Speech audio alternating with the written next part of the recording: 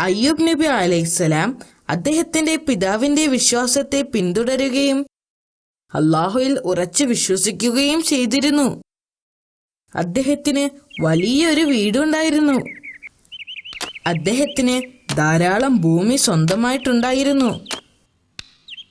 കൂടാതെ ധാരാളം ആടുകളും ഉണ്ടായിരുന്നു.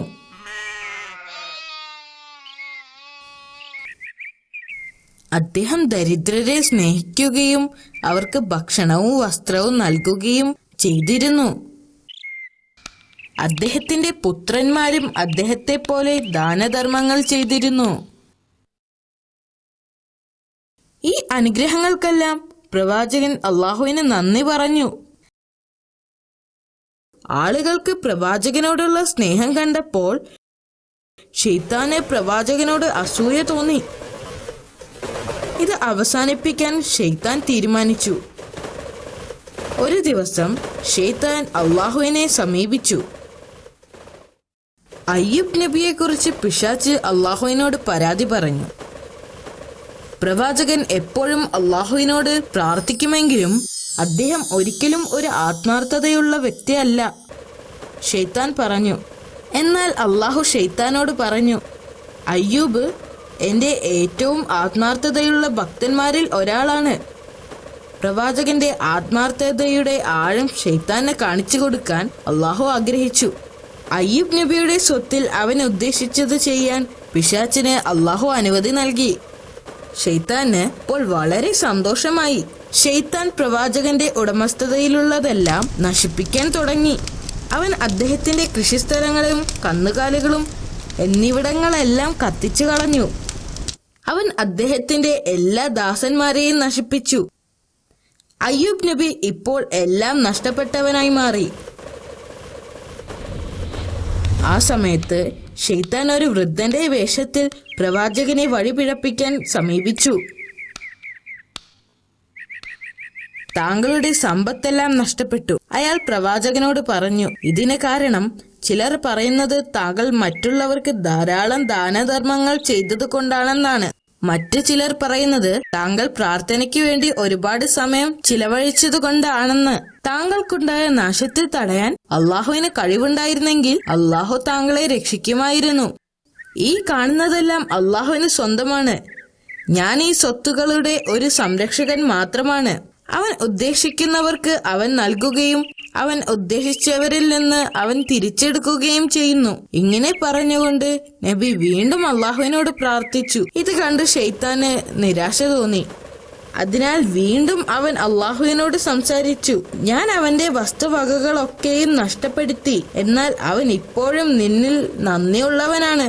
അവൻ അള്ളാഹുവിനോട് പറഞ്ഞു, മാതാപിതാക്കളുടെ യഥാർത്ഥ പരീക്ഷണം അവരുടെ മക്കളാണ്. അവരുടെ മക്കൾ നഷ്ടപ്പെടുമ്പോൾ അവൻ നിന്നെ തള്ളി പറയുന്നത് കാണാം. പിശാചിന്റെ ഇഷ്ടം പോലെ ചെയ്യാൻ അള്ളാഹു അധികാരം നൽകി.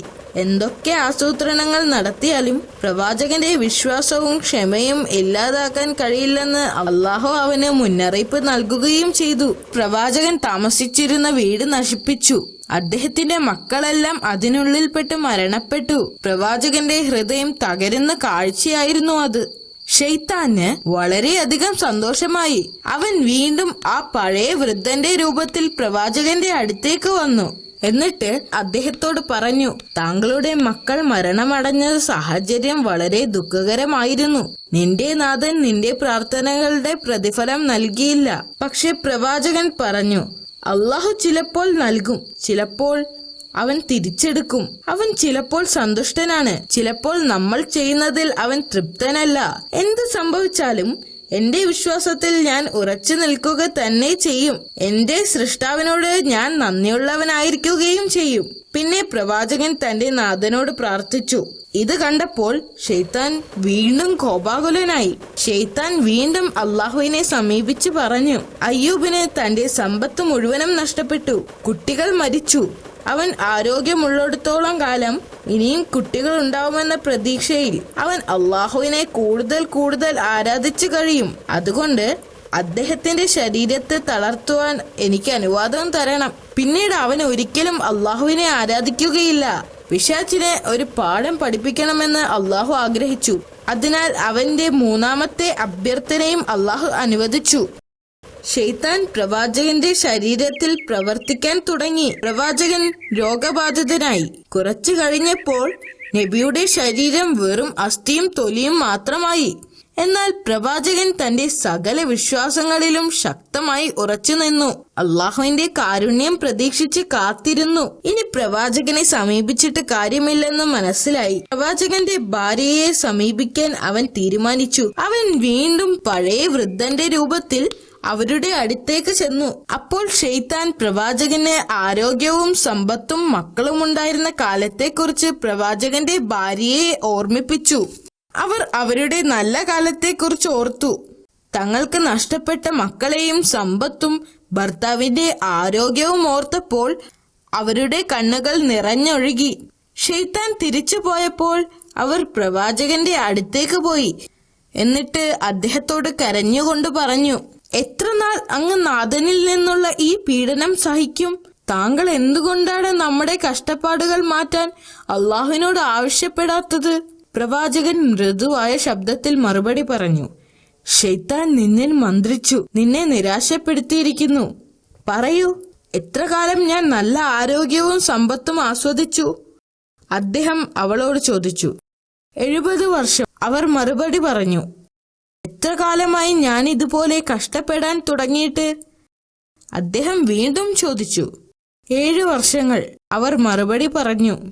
അപ്പോൾ അദ്ദേഹം അവളോട് പറഞ്ഞു, ഈ കാര്യത്തിൽ എന്റെ കഷ്ടപ്പാടുകൾ നീക്കാൻ അള്ളാഹുവിനോട് പ്രാർത്ഥിക്കാൻ ഞാൻ ലജ്ജിക്കുന്നു. കാരണം നല്ല ആരോഗ്യത്തോടും ജീവിച്ചിരുന്ന വർഷത്തേക്കാൾ കൂടുതൽ വർഷം ഞാൻ കഷ്ടപ്പെട്ടിട്ടില്ല.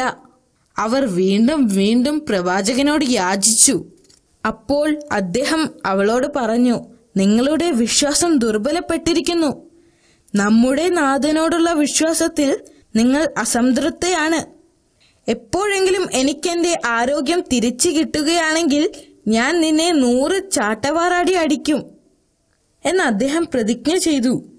അദ്ദേഹം അവളോട് വീട് വിട്ടു പോവാനും മേലിൽ തിരിച്ചു വരരുത് എന്നും ആജ്ഞാപിച്ചു. ഇത് കേട്ട് അവർ അമ്പരന്നു. അവർ വളരെയധികം വിഷമത്തോടുകൂടി വീട് വിട്ടുപോയി. അവർക്ക് അദ്ദേഹത്തോട് വളരെയധികം ഇഷ്ടമായിരുന്നു. തന്റെ ഭാര്യയോട് അങ്ങനെ പറയേണ്ടി വന്നതിൽ അദ്ദേഹത്തിന് വിഷമം തോന്നി. അവർ തെറ്റായൊന്നും ഉദ്ദേശിച്ചില്ലെന്ന് അദ്ദേഹത്തിന് അറിയാമായിരുന്നു. ഈ നിസ്സഹായാവസ്ഥയിൽ അദ്ദേഹം അള്ളാഹുവിനോട് പ്രാർത്ഥിച്ചു. അത് പരാതിപ്പെടുന്നതിനായിരുന്നില്ല, അള്ളാഹുവിന്റെ കാരുണ്യത്തിന് വേണ്ടിയായിരുന്നു. എന്റെ നാഥ, ഞാൻ അവശനായിരിക്കുന്നു. നീയാണ് ഏറ്റവും വലിയ കരുണാമയൻ. പ്രവാചകന്റെ പ്രാർത്ഥന സ്വീകരിച്ച് അള്ളാഹു അദ്ദേഹത്തോട് കരുണ കാട്ടുകയും ചെയ്തു. അള്ളാഹു പ്രവാചകനോട് തന്റെ കാൽ ഭൂമിയിൽ അമർത്താൻ ആവശ്യപ്പെട്ടു. പ്രവാചകൻ ആ കൽപ്പന അനുസരിച്ചു. പെട്ടെന്ന് തന്നെ നിലത്തു നിന്നും ഒരു ഉറവ വന്നു. അള്ളാഹു കൽപ്പിച്ചതുപോലെ അദ്ദേഹം ആ വെള്ളത്തിൽ കുളിച്ചു. പെട്ടെന്ന് അദ്ദേഹത്തിന് സുഖം പ്രാപിച്ചു. അദ്ദേഹത്തിന് വിശ്വസിക്കാൻ കഴിഞ്ഞില്ല. അതേസമയം തന്റെ വിശ്വസ്ത ഭാര്യയ്ക്ക് ഭർത്താവിനെ പിരിഞ്ഞ് അധിക ദൂരം പോകാൻ കഴിയില്ലായിരുന്നു. അവർ അദ്ദേഹത്തെ ഓർത്ത് കുറെ വിഷമിച്ചു. അതുകൊണ്ട് തന്നെ അദ്ദേഹത്തെ പരിചരിക്കാൻ അവർ ആഗ്രഹിച്ചു. അവർ വീട്ടിലേക്ക് മടങ്ങി വന്നു. വീടിനകത്ത് കടന്നപ്പോൾ പെട്ടെന്നുള്ള മാറ്റം കണ്ട് അവർ അതിശയിച്ചു. പ്രവാചകൻ വീണ്ടും ആരോഗ്യവാനായിരിക്കുന്നു. അദ്ദേഹത്തിന്റെ എല്ലാ അസുഖങ്ങളും ഇല്ലാതായിരുന്നു. അവർ അദ്ദേഹത്തെ കെട്ടിപ്പിടിക്കുകയും അള്ളാഹുവിനോട് നന്ദി പറയുകയും ചെയ്തു. പ്രവാചകൻ ദേഷ്യത്തിലായിരുന്നപ്പോൾ എടുത്ത ശപഥത്തെക്കുറിച്ച് ഓർത്ത് അദ്ദേഹം ഇപ്പോൾ ദുഃഖിക്കുന്നു. ആരോഗ്യം തിരിച്ചു കിട്ടുകയാണെങ്കിൽ ഭാര്യയ്ക്ക് 100 അടി നൽകുമെന്ന് സത്യം ചെയ്തിരുന്നു. അവളെ വേദനിപ്പിക്കാൻ അദ്ദേഹത്തിന് കഴിയുമായിരുന്നില്ല.